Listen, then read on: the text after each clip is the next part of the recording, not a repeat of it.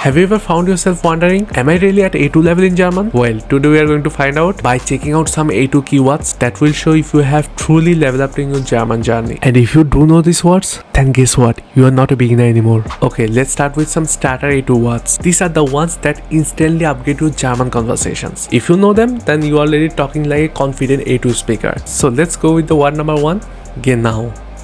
Genau. And I think you already know it. It basically means exactly in English. Genau, exactly. Let's be honest, how many times we have to agree with someone and sound really sure about that? And that's why the genau comes in. Genau is your go-to word. Someone asks you if that's what you meant, then you confidently say genau. It's like the German equivalent of you got it. The second word is vielleicht.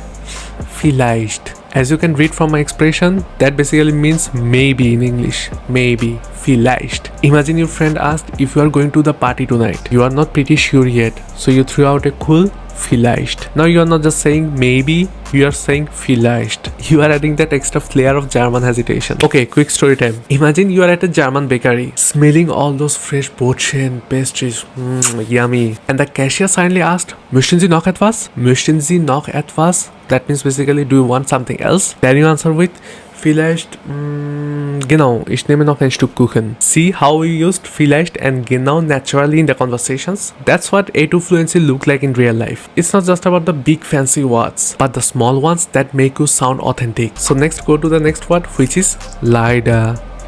Leider. As you can read from my expression, leider means unfortunately. Leider is the little word we use when things don't go our way. Like when your favorite cafe is closed. Leider, es ist geschlossen. It adds a little bit of drama to your sentences and makes you sound more natural. So the fourth word is zufrieden. Zufrieden. The English translation of zufrieden means satisfied. To be satisfied. This one is a positive word. At A2 level, you will be able to express your feelings. For example, if you had a great meal or if you had a great productive day, you can say, ich bin zufrieden. Ich bin zufrieden. That means I am satisfied. And who doesn't love to be satisfied? Everyone wants to zufrieden. So the next word will be interessant.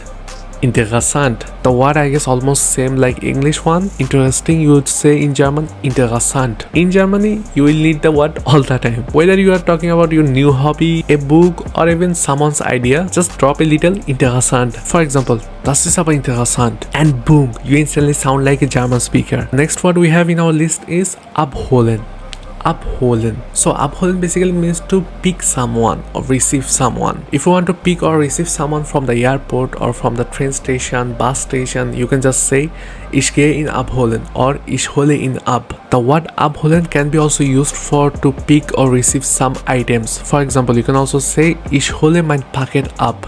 Ich hole mein Paket ab. That means I'm going to receive my package. So the next word we have in our list is müde. Müde. As you can read from my expression, that basically means to be tired. Ich bin müde. I'm so tired. If you're learning German, then you have probably felt it a lot. This one is one of the most common words you will use in your German journey. So the next word we have in our list is entschuldigen. Entschuldigen. So entschuldigen basically means is to apologize or to excuse. This is a polite one and a must. Whether you accidentally bump into someone or you need to get someone's attention, then entschuldigen Sie bitte is your go-to phrase. It's pretty much polite and respectful. And then lastly, we have an advanced word which is vorschlagen. Vorschlagen. Vorschlagen basically means to suggest something. When you are having a conversation at A2, you can start making suggestions. For example, ich schlage vor, dass wir ins Kino gehen.